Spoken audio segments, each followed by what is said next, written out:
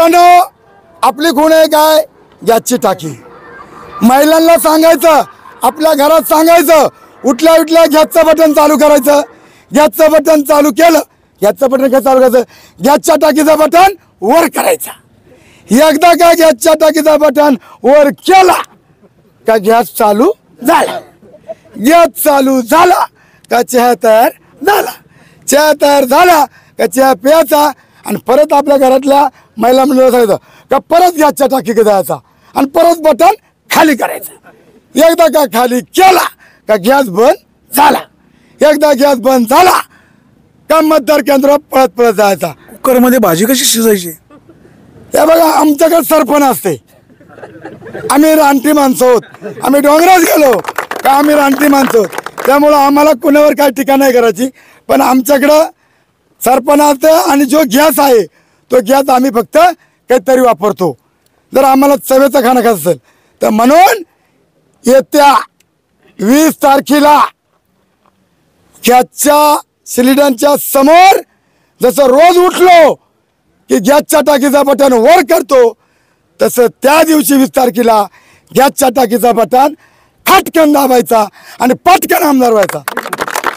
किती मताधिक्य घेऊन देवराम लांडे जुन्नरचे आमदार झाले पाहायला मिळेल. वाणी साहेब, मला अंदाजच लागत नाही. ज्या टायमाला हे प्रतिसाद पाहतो ना मी, मला अंदाज लागत नाही. मी असं मला चापून पाहतोय, अरे काय प्रकार आहे हा. ज्या गावात जाईल त्या गावामध्ये माझं एवढं स्वागत होतंय. आणि बघा तुम्ही कोलेवाडला ती बातमी करा, त्या पोराने एक प्रति देवराम लांडे तयार केलाय. शाळेतल्या पोरांनी 12 वर्षाच्या आतली पोरं आहेत. एक देवराम लांडे झालाय आणि गावागावातून रॅली काढतोय.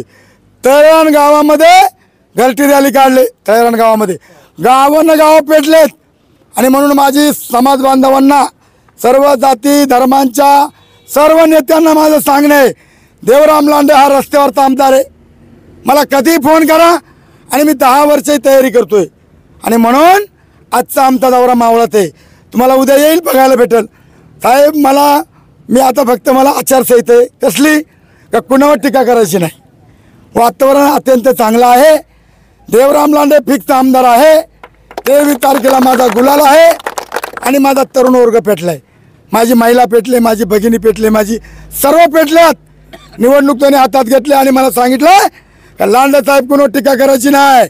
आणि लांडे साहेबांना जर कोणी अफवा पसरली बदनाम करण्याची तर मग आम्ही सगळ्यांचा सातबारा काढल्याशिवाय राहणार नाही. अशा प्रकारचा मी तुम्हाला शब्द देतो. देवरामजी लांडे, आपण जातीपातीचं राजकारण करत नाही. आता तुमच्या समवेत हे सगळे कार्यकर्ते आदिवासी समाजाचे दिसतात. एखादा मराठा समाजाचा कार्यकर्ता या तुमच्या याच्यामध्ये दौऱ्यामध्ये आहे का? आपल्याला जाणून घ्यायला ऐकलं. भाऊ, कुठलं गाव? सितेवाडी. 2 मिनिट घरी. कुठलं गाव? सितेवाडी. काय देवराम लांडेंना पाठिंबा देण्याचं नेमकं कारण काय? कारण ते कुठल्याही कार्यक्रमाला म्हणजे कुठली जात पात न हे करतात. रस्त्यावरती कुणाचा ॲक्सिडेंट झाला किंवा कुणी बुडलं किंवा गाडीचा काही प्रॉब्लेम असेल तर ते कुठल्याही जातीचा विचार न करता सर्वात प्रथम हजर राहत आहेत. त्याच्यामुळं माझं तर त्यांना पाठिंबा आहे. जेव्हा त्यांना उभं राहायचं होतं त्याच्या अगोदरपासून पण मी त्यांच्या बरोबर आहे. ते जेव्हा जिल्हा परिषदला अध्यक्ष झाले तेव्हा पण त्यांच्या बरोबर होतो. आज पण असणार आणि उद्या पण असणार. देवराम लांडेंना तुम्ही मताची मदत करणार आहे. निवडणुकीसाठी शेवटी पैसा लागतो. काही आर्थिक मदत केली का? त्यांना मी आर्थिक मदत पण केलेली आहे. फक्त कॅमेऱ्याच्या समोर येऊन आर्थिक मदत करण्यापेक्षा आपल्या मनाला जे वाटेल ती आपण त्यांना मदत केली पाहिजे. प्रत्येक वेळी ते मदत करतात, आज आपण त्यांना मदत करण्याची गरज आहे. मराठा समाजाला आरक्षण मिळालं पाहिजे. तुमची देवराम लांडे यांच्याकडे मागणी काय असेल? मराठा समाजाला आरक्षण तर भेटलं पाहिजे, पण त्यांच्या आरक्षणाला धक्का न लागता भेटलं पाहिजे. आपण पाहतोय देवराम लांडे यांना समाजातून मोठ्या प्रमाणात प्रतिसाद मिळतोय. समोर जरी धनदांडगे उमेदवार असले, त्यांच्याकडे जरी धनशक्ती असली तरी देवराम लांडे यांच्या पाठीशी ही जनशक्ती आहे आणि ह्या जनशक्तीच्या जोरावर देवराम लांडे आमदार होणार अशा प्रकारचा दावा केला जातोय.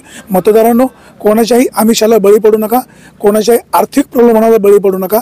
जो आपले प्रश्न मार्गी लावेल, जो एकमेकाच्या सुखदुःखामध्ये सहभागी होईल, अशाच माणसाला विजयी करा.